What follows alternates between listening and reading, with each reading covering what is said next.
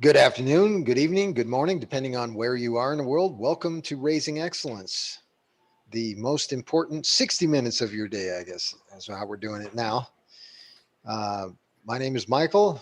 I am the Opportunity Ambassador and MC for today's show. And with me today, or hold it, yeah, with me today is Dennis, the Freedom Facilitator. Greetings and blessed love, everybody. How are you doing, Mike? Doing pretty well. All right, the title for today's show is Can You Really Help Somebody? And uh, let me turn it over to you for a second here, Dennis. Can I help you there? So can we really help anybody? Yeah. Please help me. We have to play the music. What was the song again? Can you please help Yeah. me? Help. I need somebody. Help. Not just anybody. Well, to have a buddy is always good. Anyway, uh, greetings, Colleen. We have a listener already. Wow. Sweet. Anyway, can you really help somebody? We had an interesting teaser this Monday, as I would say, and so the question is really, well, to me, can I help somebody? And as I was hinting at on Monday, this is a topic dear to my heart because personally I'm motivated to a large degree by wanting to help others, and recognizing that actually was a huge step in my own self development, in my path to self discovery, because it's such an important motivating factor for myself, and much of what I have done or what I do, and many years of work were really dedicated to helping others, and still are to a large degree. And so I've thought, and I went through different stages um, of watching and observing myself when helping others, until quite recently, in the last, I think, 2 years. I think autonomy, like the autonomy course, brought out a lot, and we had this part of the course where we learned um, to to figure out personality types in order to better be able to communicate, was the main goal, within the context of the autonomy course. And um, and that to me pointed out very clearly, oh wow, the type that I would, or the category, if you can even do that. But it was helpful because to a certain degree, you can really see that, oh, these personality types, there's a large portion of that one that fits with me, and the one that really fit with me is the one that also is very much about helping others and trying to make the world a better place. And um, and becoming more conscious about that, it was like, oh yeah, that's true. And at the same time, I learned that other people are motivated, obviously by other things. And so I learned that, I might have ease communicating to others who also identify themselves, or who also put much importance of making the world a better place and helping others. But then, I also learned that this is not the only motivation that is there, and I never like to put myself above or below somebody else. So I learned to see, that there are many angles of going about things, and it made me curious and adventurous, or maybe I was that before, but I wanted to tap deeper into that, and maybe to try out and to be more playful and to see, what other motivation could I take on, in order to approach things differently. And what I'm finding out is really that, you can be motivated by many different factors, and you can be successful, and you can achieve the goals that you have. And yeah, so those would be, the words that I would utter to start off this session from my very own personal perspective. And I think that's the only one I can bring to the table, because I don't dare to speak from somebody else's perspective. Mike, how are you? How are you doing with helping? All right. Well, as a matter of fact, I've got a little story about I make a speech every year at my big party, and it definitely is about helping others. But I wanted to refer to the map of consciousness, and maybe we can just look at this for a second, and then I can take it off the screen. Hopefully, I can take it off the screen, by the way.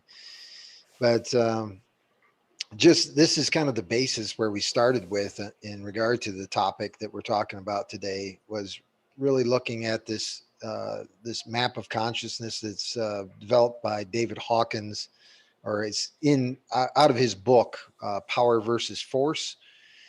And I think there's a couple other books he has, but I just want to touch on this for a bit.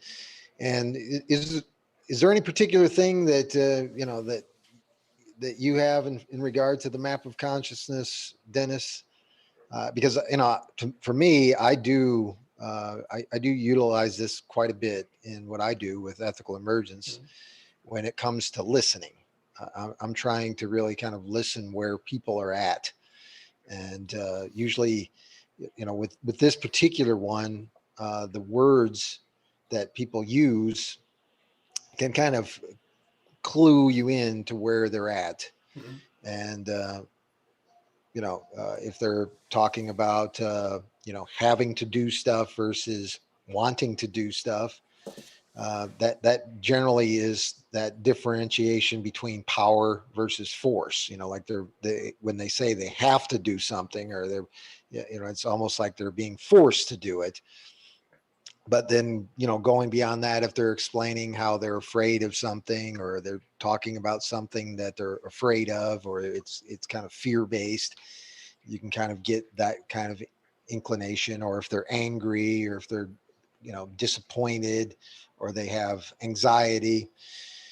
Unfortunately, a lot of people, when they're they're describing themselves or describing situations, or it's pretty much a standard, it is in that lower consciousness level. Now, I think that's kind of one of the things that a lot of people utilize with sports and stuff like that, is because it is outside of that kind of negative area some of the time, I guess I should say. But if you're talking about politics or anything else, it's usually in the negative realm for the most part. But like I was saying, we do a party usually once a year, or a big party that's either at the beginning or the end of Anarchapulco. And there's usually somewhere between 200 and 300 people there. And there's a little piece where I get to make a little speech. And usually that speech is something along the lines of, I'm here to help you. This is my community. These are my people. I want to see you all succeed. And, I want to help you in any way I can. So if there's any way, that I can help you, please feel free to connect with me, because I want to see you succeed. And that's definitely a noble thing, right? That motivation to help and wanting to help. So I will, I will always agree that. And I'm pretty sure, like, we both know what is the right thing to do. And the map, like, regarding the map, it is something I came across a few years ago, and I found it quite interesting. I think it is helpful, if you never made yourself aware or conscious of where you are, and that there are nuances, and that you can, name different stages. And I think it is helpful, to a certain degree, to make yourself aware of that. And some people learn better when they see something physical in front of their eyes. Other people learn better when they hear. So I found it interesting from that angle. And I think I saw it in connection with applied kinesiology. So I think the book that I saw, this or a very similar map, a chart, was where people used it to, for testing, basically, to see, those muscle tests, that you can do in many different ways. I think Dr. Klinghardt has developed his own method of that. And so that was super interesting, as a tool to measure where somebody is, you know, in regarding to his physical health, or regarding to, a specific topic, or something that happened in his or her life. And yeah, so once it brings consciousness and once it brings self-awareness, I'm for it, and I think that's really a great tool. On the other hand, um, you know, if you have, well, I would say we have the ability to look within and to look at ourselves and to figure out how we feel and where we are, even if you don't have all the, the rainbow colors and all the right name for the and the right, number and level and percentage and so in our head. But I think it's possible to kind of figure out and determine where we are on our level, from down there so to to up here. And yeah, but nevertheless, I think it's a great tool. Have you been using it Well, with clients and with people that you work with? well, I would say that my use of it is really to just kind of give people a inclination of my point of view, my perspective on where I think they're at. In some cases, and I think this is one of those things where there's a fine line between helping people and like judging people, and I don't want to come across as being judgmental, but I do want to kind of give them the opportunity to assess themselves and give them some facts about where I think they're at based on the evidence that is in front of me. And that's where, and I maybe I should back up a second, because the word help, I think it is one of those things that I've always thought it's a word that has like bad connotations to it. Like, like if you're in school when you're a kid and the teacher comes up to you and says, "Oh, do you need help?" And, no, I don't need any help. I'm fine. Just leave me alone. I don't want to be singled out as needing help, That's really and so interesting. I just thought about the same thing about help and neediness, and it's like one thing is that you have to make sure that the one you're helping actually wants help and feels that yeah, he or she does need help. Because right, from your perspective, you might think, oh, the poor little child or this man or this guy, like whatever, they need help because, I don't know, they have a torn up shirt or, whatever it is, or the right, school teacher example that you give. But they within themselves, they might be totally all right and with where they are, and they might be at peace and they might be totally in harmony with who they are and with the circumstances that that they're living at that moment. And right. yeah, so one of the basic foundational things is to find out if he or she or the set of people that you are out there to help, if they actually want it. Yeah.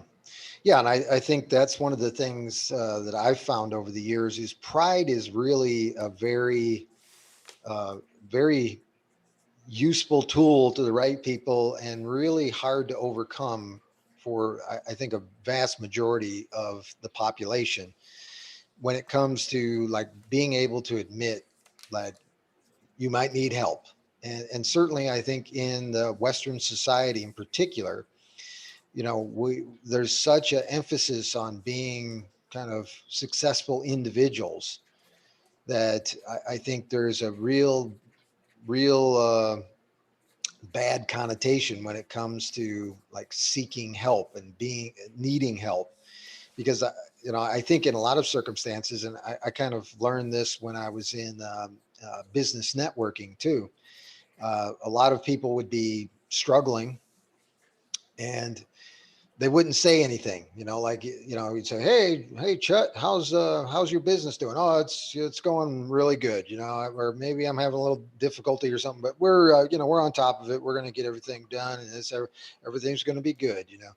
Meanwhile, they're like, $500,000 in debt, and they're like 10 minutes away from like the business closing up because like the creditors might, call and say, we want everything, and like that kind of a situation, like in like the professional arena, where we got doctors and lawyers and stuff like that are perceived to be at such a high status, and they need, they're supposed to have their BMWs and all that kind of stuff. But it also puts them in a precarious position when like the economy or anything changes, and now their business may not be going so well, And in a lot of circumstances, they do need help, but they don't want it. They don't dare ask for help Yeah, because then that's going to lower their credibility and so they don't know who to ask. They don't know who to trust. And so help is really a double-edged sword in a lot of people's minds. And I certainly feel like a lot of people that need help will shy away from asking for help. And so that's one of those areas where how you go about like providing help to people is in a very dignified manner I agree so that that I so agree that fully they that that's feel a like they can get they can see what the problem is in a very gentle way so that they'll actually want to be helped. I agree that that's actually an important life lesson. And if someone is here and came here to learn that life lesson, the moment you pushing help in his or her hands, you take away the opportunity for him to learn that lesson, to ask for help and to humble Yeah, himself and to acknowledge, oh wow, this is bigger than myself, and what else can I do? I don't know left and right, and let me ask for help. And that's a yeah, super important life lesson. And um, I've I've seen that working with children and youth extensively, and working with big organizations too, um, yeah, that do that thing on a very organized and on a huge fashion. Sometimes on like entire nations, and or like even geopolitically, basically, implementing their plans and their agendas, uh, and getting people to sometimes do things that in the long run are not really to their benefit, because it makes them dependent on certain help. And that is another thing. Like, it's one thing to acknowledge, oh wow, this is too big for me, and I'm gonna ask Mike for some help with that.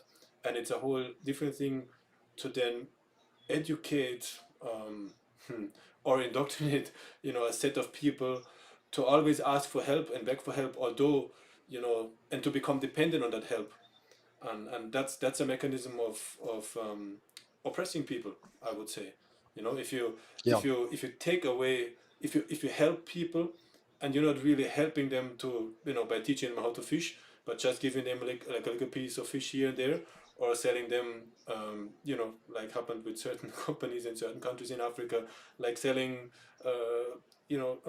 feeding mothers powdered milk, and once for free, or giving it to them for free, and then once they stop lactating, and they're not able again to feed their babies, you start charging them for the milk powder, and they're dependent on that.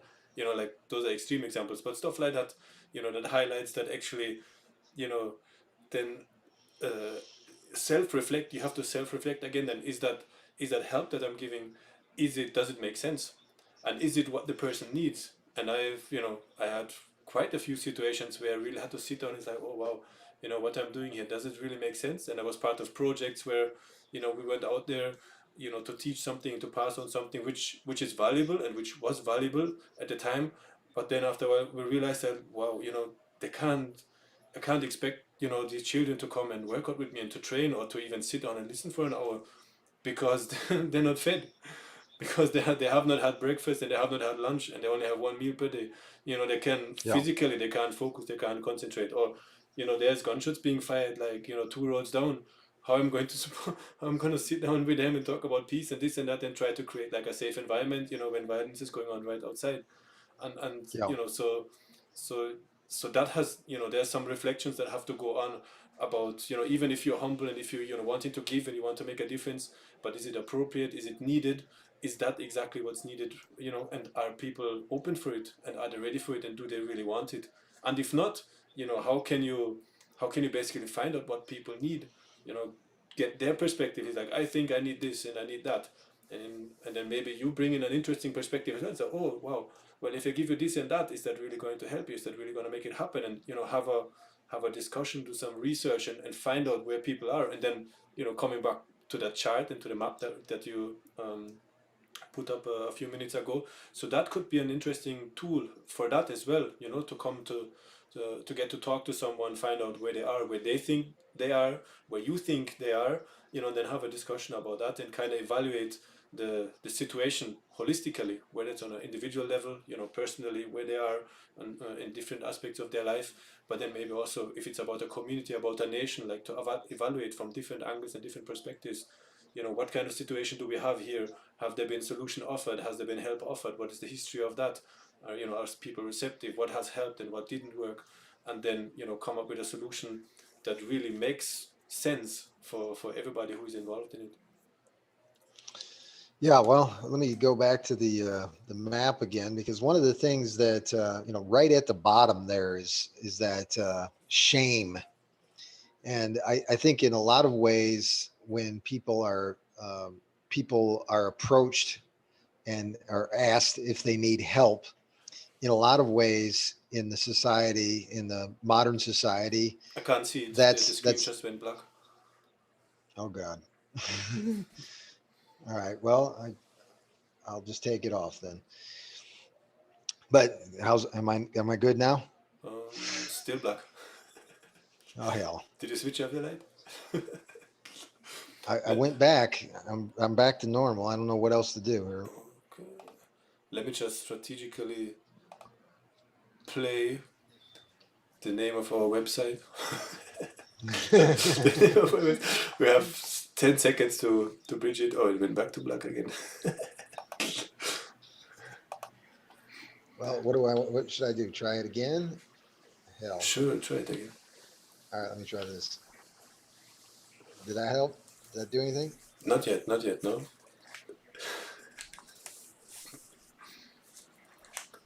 Well, you continue clicking, I continue talking for the time being. All right. Well, the point I wanted to make is that a lot of people feel there's that other thing that, like on the other side of pride is shame. Pride is kind of like on the top end of lower consciousness level, and shame is on the low end, the lowest, in fact. And I think a lot of people, when they say they need help, um, that to them suggests, oh, they're dumb, they don't know what they're doing, uh, you know, they're obviously not pulling their weight, all that kind of stuff. And really, that is one of the things that you know I think it is kind of like the tribal kind of ingrained spirit that we have in regard to how we relate to our social environment. And that when we're shamed, when we're potentially outside of our or singled out outside of our tribe as being dumb or foolish or any of those kind of things, that is a very powerful negative feeling. And you know people just don't want that, and I think it is being utilized in a lot of ways to put people into the false dichotomy in a lot of cases, because I've talked about this in ethical emergence. The idea of like the divide and conquer is one in which they kind of put people into two trains of thought, and anybody that's not in those two trains of thought are essentially out there in the open, and in a lot of cases they're ridiculed for not being on board one of those two trains of thought. So if you're on the Democrats side of the aisle, and but you're not on the the Republican side of the aisle, or if you're somewhere in the middle between the Democrats and the Republicans, you can be singled out by both parties as being, oh, you're the enemy with the other guys, and so like a lot of people, when it comes to that false dichotomy, if they're outside of the two trains of thought that are the thesis and antithesis, they're they feel very isolated, very the potential to be attacked from both sides. And so a lot of people then just kind of fit themselves into one side or the other. And for the people that are promoting divide and conquer, that's perfect, because that takes them where they want to go, which is synthesis, where both trains of thought are going to the same station. And and so this is kind of part of the conditioning that a lot of people have to kind of confront when it comes to needing help in a lot of cases, and so uh, like the homeless thing that seems to be popping up quite a bit in the United States these days. People are actually working a regular job, and yet they can't pay for housing, and so they're living in their car, or they're living in their van, or they're living in a tent, in a parking lot or in a forest, and they're still going to work and stuff, but in many cases they're not letting the people around them know that they're in that kind of a situation, just because they don't want to be ridiculed. They don't want to admit that they need some help, and unfortunately, when it comes to government and in a lot of the ways that government works, they don't bring good help, and so in a lot of cases, a lot of people have learned the hard way that when they do ask for help and they get it from the government or something like that, where they get unemployment or get some kind of housing allowance or something like that, they learn the lesson that don't ask for help, because it usually ends even worse. Like there's even more trouble ahead when you ask for help, or when you go into the government institution to get help and end up, getting taken advantage of even further. Yeah, we actually have a question from Rodain that cuts right into that aspect of the question too, which is wouldn't having uh, wouldn't having had a bad experience receiving help also cause people to shy from asking? And I think that's what you were saying as well. Asking for help basically. Colleen said definitely within, and that's on a very personal, individual level. That's the case, and the level you were just touching upon, Mike, with government, or I earlier mentioned, some big organizations, some big NGOs, that operate worldwide. They all have their agenda, right? And and individuals also often have their agenda. So I haven't really met a whole lot of people who genuinely want to give and want to help from their heart, you know. So I see it as if you want to give a present to somebody, and you really want to give it from your heart, then you give it without expectation any kind of return. So that means, if the little child doesn't like the present or doesn't want it, whatever, then that's not something that hurts you, or that's not something that will upset you, because you gave it because you genuinely wanted to give, and you didn't expect, not even a thank you, not even a big gesture, whatever it is. You didn't expect anything. You just gave what you had there to give because you wanted to give. And Yeah. yeah, and if I look, at least my again, my subjective experience, but I've seen and been part of, of some projects that were, sponsored or coordinated by, certain governments, and others then by small or bigger organizations. And then, I could see sometimes more and sometimes to a lesser degree, personalities, individuals influencing in a way and having their own agenda, and then sometimes entire institutions, or governments, then again, being set up not to genuinely help and give support, but to give something, expecting something in return. Whether it's Yeah. obedience, or whether it's obeying the rules, or going with the plan, or whether it is, like a certain dependency as well, that's being constructed through the helping. It's like, oh, you remember last year I gave you this and that, and that's why you have to give me back so and so. And sometimes there's even contracts. So you have to sign contracts, and you have an entire industry really working like that. Let's say, like, you have a small community-based organization, and you want to uplift the people around you in the community, make a difference. In order for you to apply, or to even get a chance to apply for certain project and certain monies, you have to write your stuff, and you have to set yourself up in a certain way how they will accept it. If you don't do that, Right. you don't even get a chance, to apply for the money that is there.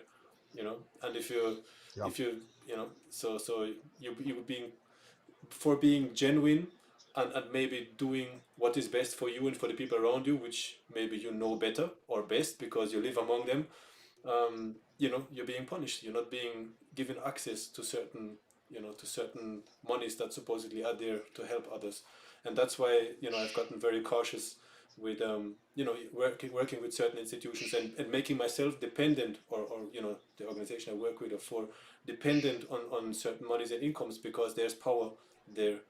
And yeah, so helping Yeah. really is something I think it should come from the heart, and then you won't be um, disillusioned, and disempowered. When if somebody says, "Oh no, I don't really want that," or if somebody says, "Oh no, no, right now that's not the thing for me," then that's good too. That actually could be encouragement and that could be excitement. It's like, "Oh wow, okay, I thought I was really gonna make a difference and was gonna help you. I really want to help you. So that's not your thing, and so what is?" So in my case, like I was going around with capoeira and using that.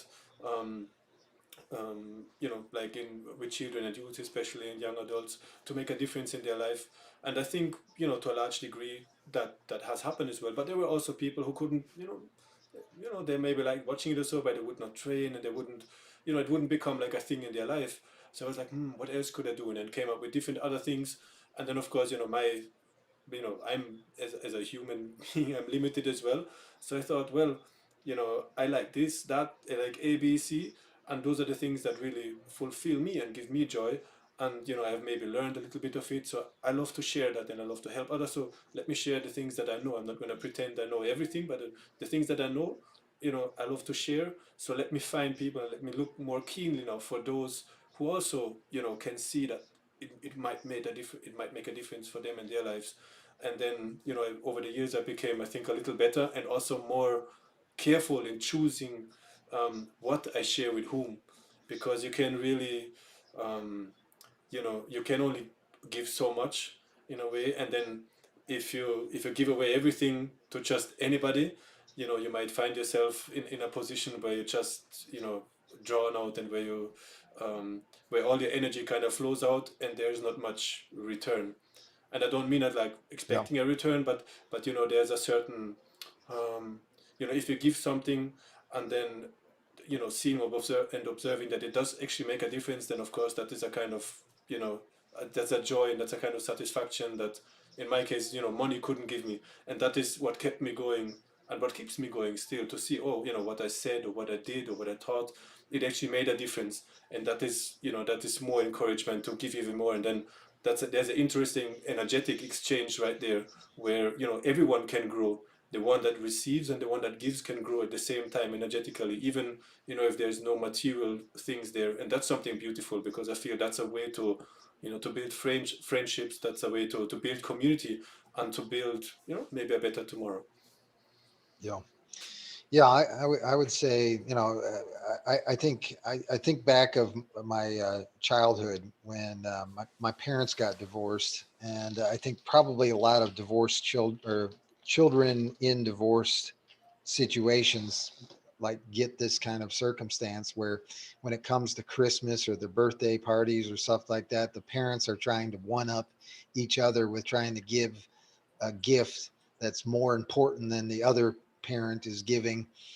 And I pretty much early on, probably maybe I was 10 or 11 years old, and I was just like, you know what, I don't want any gifts. Okay, just leave the gifts out. You don't have to buy me anything to get my affection, or like try and get my approval or something like that. I'm just not interested in playing that game. And I feel like that, because a lot of divorce is happening these days and a lot of children go through that kind of circumstance. I think there is a great deal of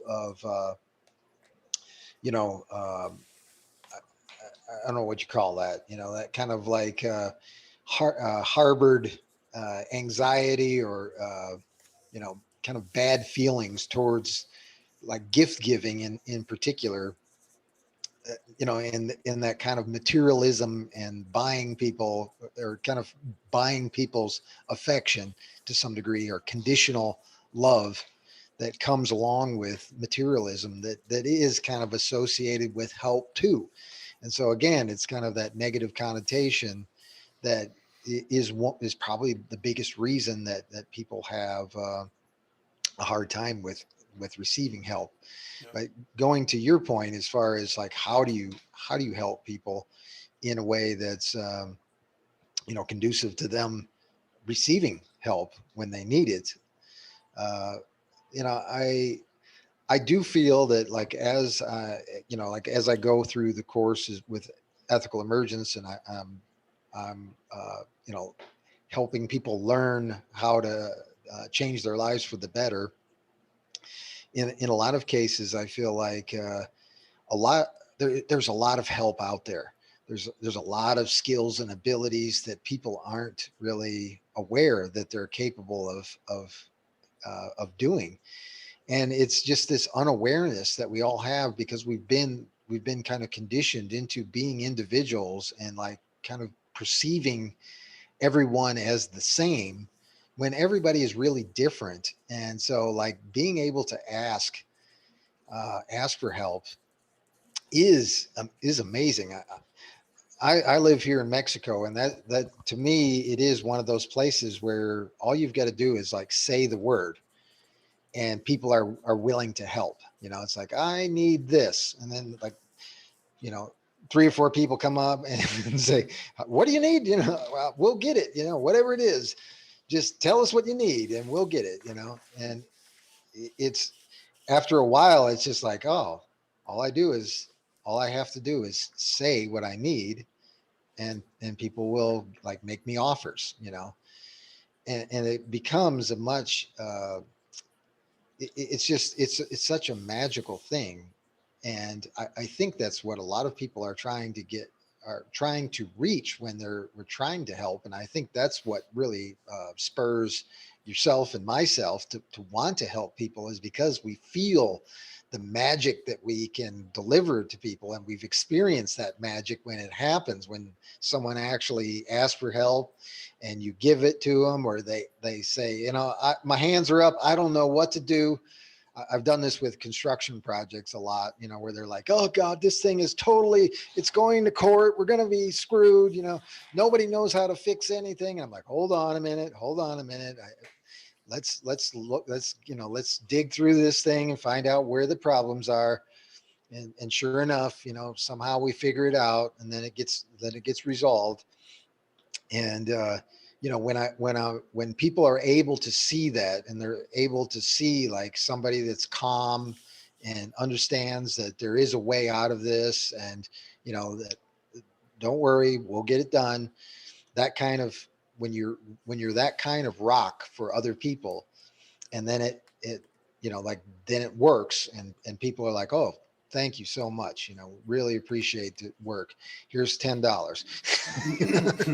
It's like, you know, it's really stepping in self responsibility, right? So if you know, even if you can't see how, but if you know there are opportunities out there, and there's somebody or some situation that will help me to overcome this thing, and then if you put yourself in the kind of, if you take on the mindset of you know, taking responsibility for the situation that you in, and say, okay, you know, I put myself in the situation, even if I think, you know, this guy and that guy and these ones are responsible. No, let me just for a moment assume that I, on some kind of level, put myself in that situation, and I take full responsibility for it. So that means also, you know, taking responsibility for myself and for the situation that I find myself in at this point of my life. That means also it is been my responsibility to come out of it again. And if I know, or you know, if I suspect that there are some opportunities and some people that could help me, it's like, who will I have to be? How will I have to talk? How will I have to walk? How will I have to think?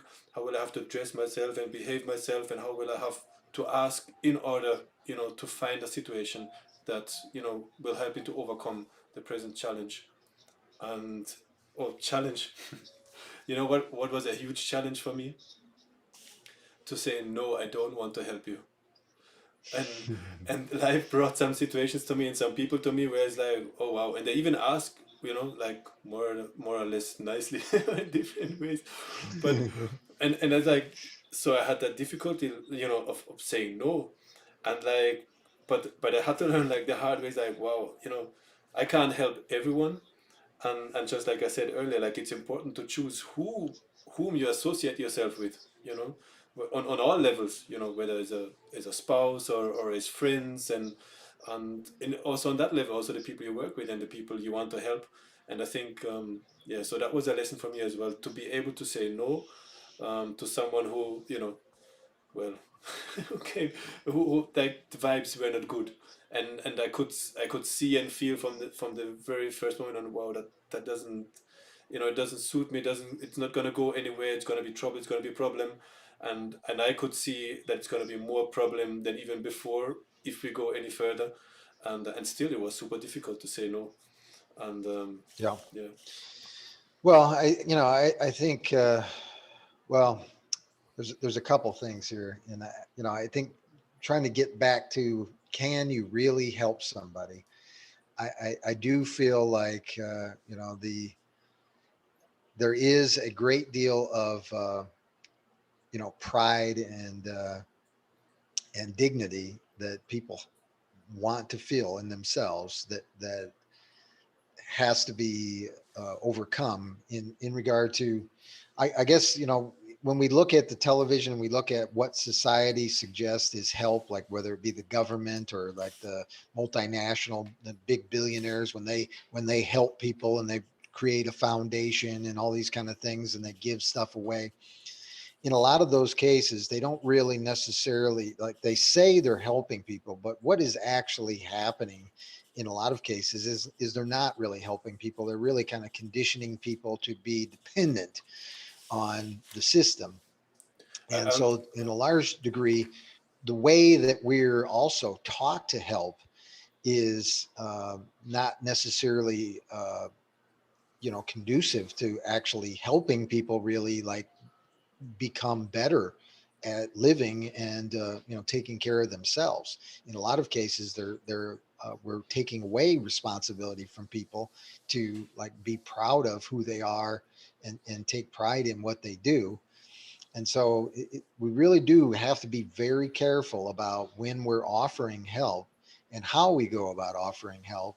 And I think in a lot of cases, uh, you know, people are way too quick to judge when people need help, and then they try and, give them something, or try and make the situation better. We were talking about, like, if your child is in a kind of a fearful state, for example, and, based on the map of consciousness, how do we bring them out of that fear, for example?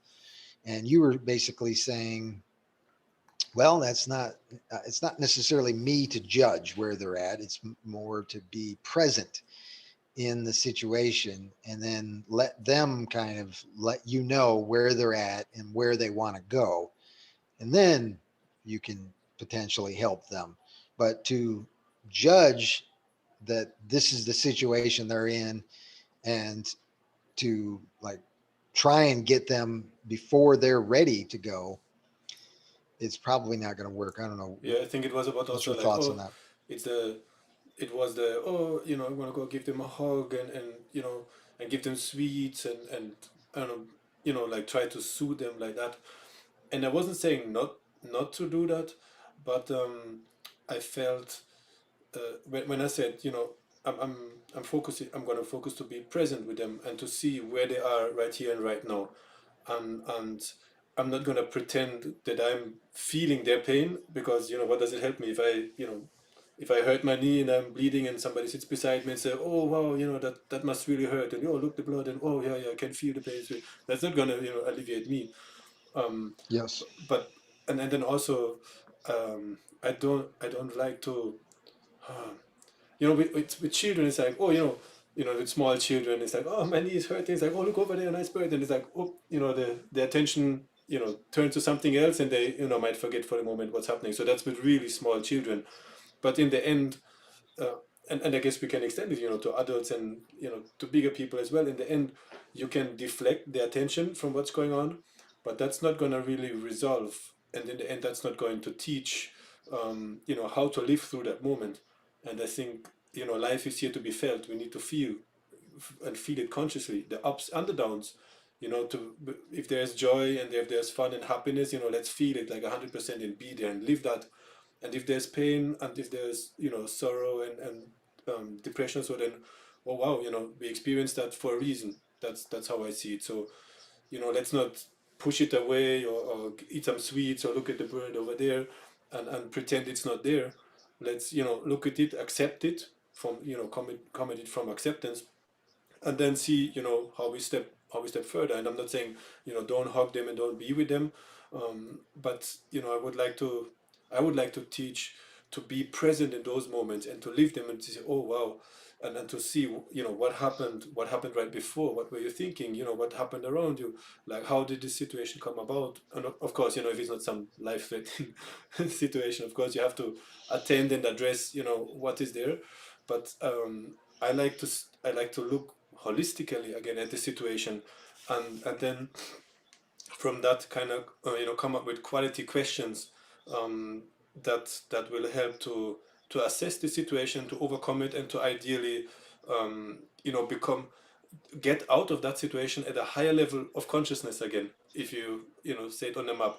Not because I'm dulling the experience, or I'm deflecting, or putting, or putting their attention to something else, but because of focusing on the situation, assessing it, evaluating it, and seeing what happened before, and kind of, give them an opportunity for themselves, to see what was going on before and why this whole thing happened, so that they then, can continue their life, and hopefully maybe see some clues before something is coming up the next time, or just be more aware, and don't be, oh, there's monsters under the bed, and so it's like uh, I can play a game, um, or I can like dig deeper and say, oh, where does that come from, and are you afraid, and is it that, is it this?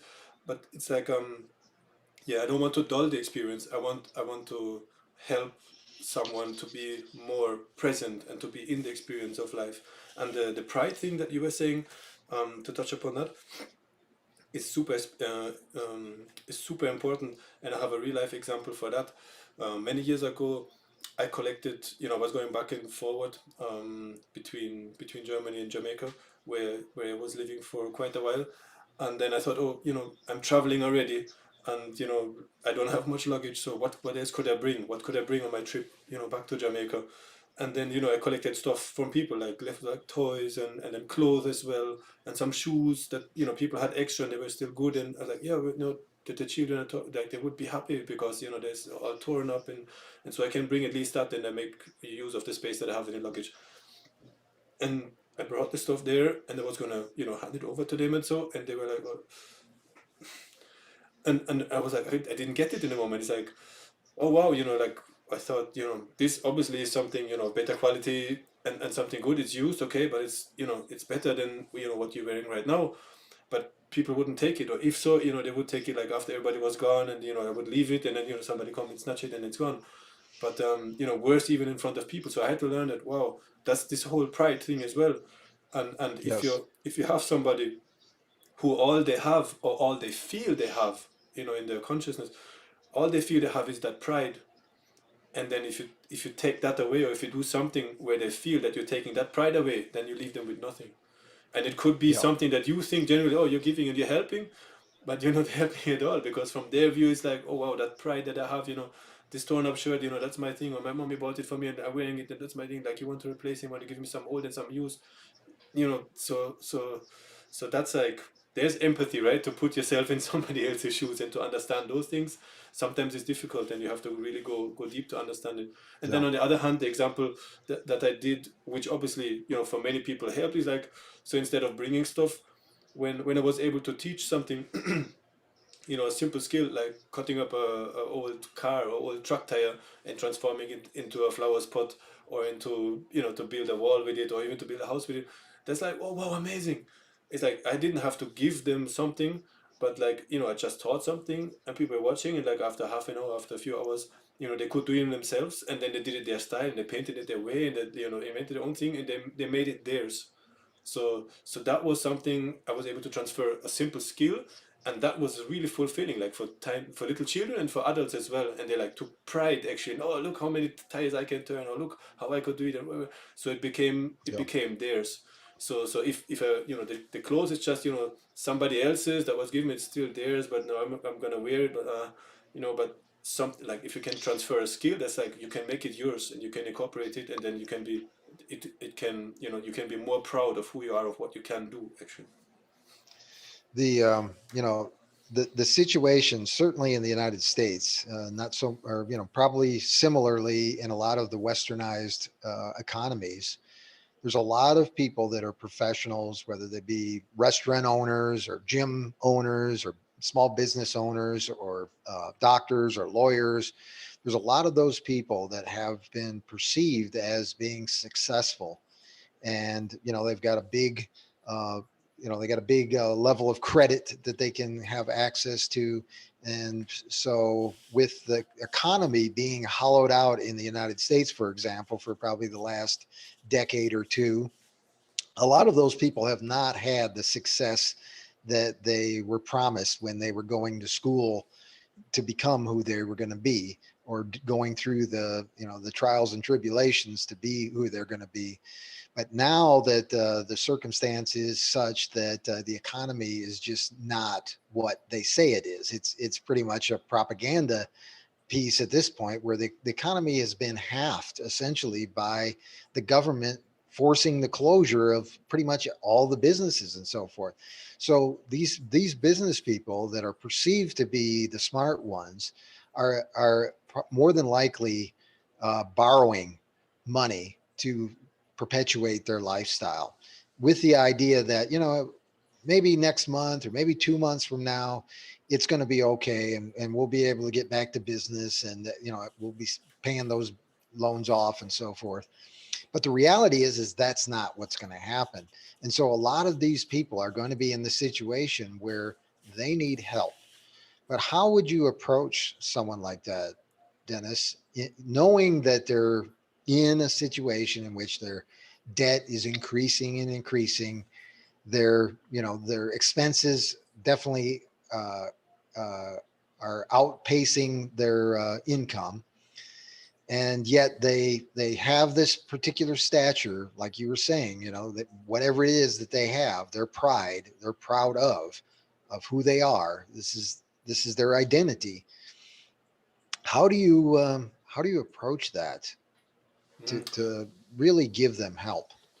I would go about, and if it's that pride and that sense of identity that they have, I would cut right through that, and and and see if I could you know lead them um, along the line of that identity that we made up. Describe that identity. It's based on this and that. What kind of things is it based on? Is that really you? What part of you is that identity? And if you identify with that, what do you feel then? And who were you before you made up that identity? Because it's made up anyway. And maybe seeing if I can guide them to a point where they can recognize that identity and those perceived needs, or the lifestyle or the way they approach their life, it is based on, ultimately, on an illusion. So if they can look through that, it doesn't mean that they have to give up the illusion, but I feel if they can see it as what it is, as something that's made up, and something that they, stepping into self-responsibility, are responsible for making up, or somebody else told them to see it like this, and that they have to do like that, and they went to school, and everybody said, oh, you have to be a business, you have to do it like this and like that, and you have to be in debt to the banks. And so I would like to think that I help them by recognizing that you know maybe maybe they can see it as a game, they can see it as the illusion that it is, and that they also then have the opportunity to see something else, to see beyond the physical, um, the, the physical and the material lifestyle that you were hinting at, and see that there's something beyond that, which is actually so much larger, and which is so much bigger than maybe the little business they have, or even the big business that they have. And maybe I wouldn't even want to tell them, oh, you have to do it like this, you have to do it like that, because that, I think, ultimately has to come from within to inspire real change. It has to be an inspiration. So I would much rather like to inspire them by the way I live, and then if they can identify with that, or if there's something of value that I share, of my perspective and my approach, or how I see life, or how I can see it, then then the change will certainly happen. But I would like to lead them into, again, self-responsibility for where they are, and teach them how to ask quality questions. It's like, oh, what is life asking from me right now? Like I'm 5 minutes before closure and I'm, in debt, and should I go to the bank again? And what's going to happen 1 year from now, 5 years from now, where I'm going to be? Is that really satisfying? Is that lifestyle, fulfilling, harmonious? Am I like doing that because I really and truly enjoy it? Or am I just repeating something? Am I just making decisions because I got accustomed to making those decisions the same way over and over again? Are those really my decisions, or is that something that has been, indoctrinated and pushed upon me through the system, through my parents, through people around me? And what does it really mean to step in my own power and to make, the decisions really that will lead to the consequences that I really truly enjoy? What is my role in life? How can I step into that? And is that, the path that I'm on, is life actually telling me, okay, persist and go more and go for it and give it 100% or 120%? Or are the circumstances actually asking me to, take a step back, look at it, look at the big picture, and see if there's actually another way, if there's another window that's, right beside you, that's open, somebody's actually waving, say, hey, come here, it's super easy there. And, just to broaden their Well, vision. from my point of view, I think one of the things that you've got to do is you got to be able to establish trust. And so to some degree, you've got to be proactive about being attentive to what people are saying and being a really good listener. And certainly, listening from the heart is something that I'm learning more and more, um, to really get at what are the edges of where their feelings are, so that I think being able to address the feelings that they're feeling, because if it is like disappointment, or if it is shame, or if it's hopelessness, uh, being able to identify that correctly, and then being able to empathize with them in a way that lets them know that you're you're with them, that you're present with them, and that to some degree you understand, and that it's okay, and that we're going to work together to move forward. I think in a lot of ways, until you get to that point, uh, it's almost impossible to help somebody, and I do feel like that we're going to have a lot of this, because there's a lot of people that are just waiting and waiting and waiting for normal to return, Yeah. and normal isn't going to return, and they're just thinking, well, I'll just take another loan out. I'll just take another loan out. I got this extra credit card, you know, and they're just going to keep borrowing and borrowing and borrowing And it's the same up thing until with the a child. point that, Like just with a child, right? Like, are you gonna throw like sweeties at them and say, "Oh, I give you a hug and I look over there and here's a sweet and here's an ice cream and so forget about your knee and so," or just like you say, you're gonna sit with them, be present, empathize with them, maybe come up with a situation that you had where you were hopeless, where everything seemed,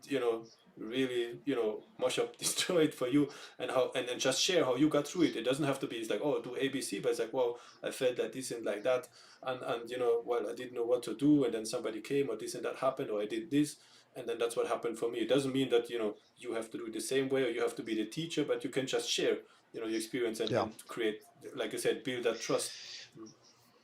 Well, I've seen so many examples of this, and I know we're about our time to end, but Wow, that was quick. I've seen quite a few instances. I was in a business networking group in the last crisis, 2008, 2010, and I saw a lot of people that were professionals that just would not admit that they're in trouble, and that things are not getting better, and they're going to have to make some hard choices, and they're just waiting for something to happen that isn't going to happen, Hmm. and they just won't admit it. And I know, actually, I got my grandfather. He was a home builder, and he kind of got into a situation where kind of some of the local banks kind of colluded to put him in a situation in which he couldn't get himself out of, and so they loaned him money and stuff like that to get him out of, or to kind of get him into a worse situation, and then they crunched him, and that broke him. And to some degree, he he just wasn't the same after that. He just felt like he was a broken man, I think, to a large degree.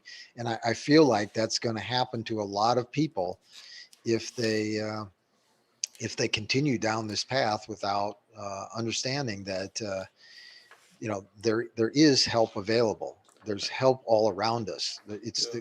the group of people around you that can help you, but it is one in which you've got to be and able to ask for help. and maybe we can see that situation actually, the breaking down of economy of business and so on. Maybe maybe we can see it from a perspective where that actually is the help already, because this what is seemingly so disastrous and lifestyle threatening. Maybe that is life telling you right there, that is the opportunity to make a switch, and to up your level on the scale.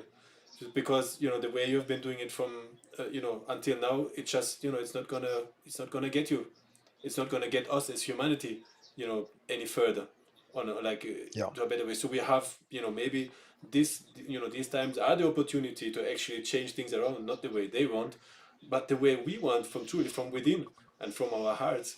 And so sometimes the opportunity of a lifetime, it comes in the disguise of a huge challenge. And it's yeah, always easier to continue to do the same old approach, and to repeat and go back to the bank, or do whatever it is, and to fall back down again, and to get up and keep on repeating the same thing. But wasn't it Einstein who has been credited with saying that the definition of insanity is to keep on repeating the same thing and expecting different results? So yeah, maybe life is telling us, as individuals, as humanity, as community, that it's time to try something else. And that we have to be pride. No, I said we have to be brave. We have to be brave, and maybe let go of some of our pride that we have, and humble ourselves and step down and say, oh wow, if it's not this one, let me try another window, let me try another approach, and see there's an opportunity. yeah, yeah. Because I think if we realize that there's a lot of people that are in this circumstance, that it's not something that most people were prepared for, because it is one of those things that a lot of people relied on the system and believed in the system, and it's the system that's the problem, not them. And if they if they can uh, recognize that, they can understand that it really ultimately is their responsibility for their future. And Yeah, I guess that's where we leave it, huh? and if it's a system, it's like, wow, so how come you depend on the system? So what can you set up in order not to be dependent? And that to me is super exciting. It's like, and that's what drove home permaculture and all those different approaches that I went into a little bit. Like that was amazing. It's like, oh wow, actually the potential, the opportunity is there. Everybody could be fed right here and right now, and it could be with good, you know, organic food. Quality food. We could all live in abundance. So it's not, we don't Yes. need no great invention or this, we all, we have to make that change.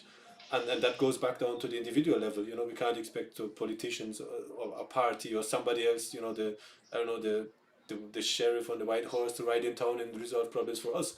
But it's to take self responsibility, to get up and, I don't know, get our hands dirty and dig in the ground, or talk to people, let go of our pride, ask for help, give help. And yeah, Yeah. so finishing off on my side, Yeah. can you really help somebody? um, I would say, to just finish off, I'll take it to the spiritual level, which is, if you recognize that there's somebody is not really somebody else than you, but that the same thing that expresses itself through you is expressing itself through somebody else, then you know then it's basically, if you think you're helping somebody else, you're truly helping your own self, which is good as well. And if helping is a Yeah. noble thing to do, then I like to help myself by helping others as well. But it's another. So can I summarize so the short answer is it yes or no? Can you help somebody? Yes or no? Yes and no. Yes and no. It Yes depends. and no. It depends who is asking. It depends who is asking, from where you're asking that question. What do you say? Yeah. I'm leaning towards no, but I think there are circumstances where when people ask to be helped, yes, you can help them, and that's really the key. So, And it's leading with um, an example as well, right? I think that the best help is to do the things, to live your life, a righteous and a loving way, and just be all that you can be.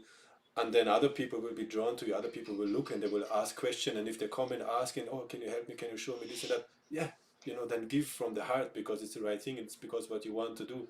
But don't do it like some people do. It's like, oh, I'm helping this one, and oh, look at me, I'm helping. That's that's like a lower self thing.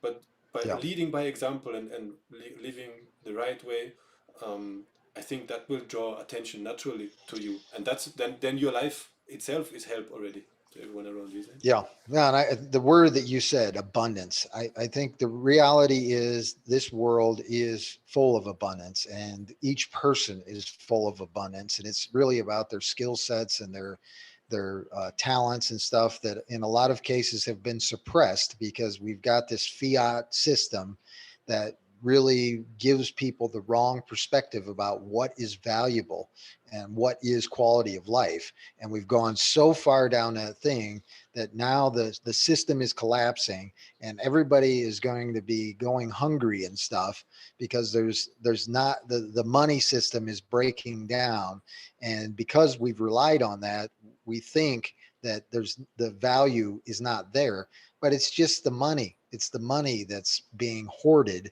and everything else is still there. We can still produce, abundance. And so that's the good news, is as people discover that they do have responsibility for themselves and they do overcome the obstacles that are in front of them, they develop talents, knowledge, and skill and experience that can help other people, and we can learn from each other. And by overcoming the obstacles and challenges in front of them, they can become valuable people to the rest of their communities. And that's really, I think, the key, or, is the silver lining in this very dark cloud that we're going through, is that there's all kinds of opportunity. The darker the cloud, the more opportunity there is. And so it is a beautiful thing when it's all said and done, that we're in this situation. Hopefully many people will discover their true talents and ability, and we'll see a better world in the future. The most valuable Um, things in life are for free, isn't it? You can't measure them. You can't measure them in little paper, not gold backed or not backed by any anything papers that you throw around. They can't measure those things that are really truly valuable in life, and I think recognizing and living of that, and reminding people of that value is at the core of helping yourself and helping everyone else.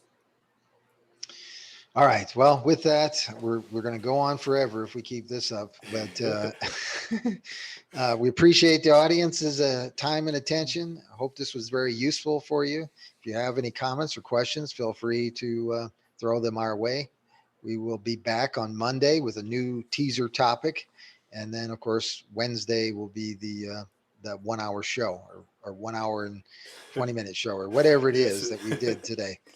And thank you so much to everyone. Shambhavi is there, and Colleen has been there, and Rudain was asking questions too. So thank you very much, everyone listening in. Looking forward to hearing from you very soon again. With that being said, bye bye, everybody. Thank you.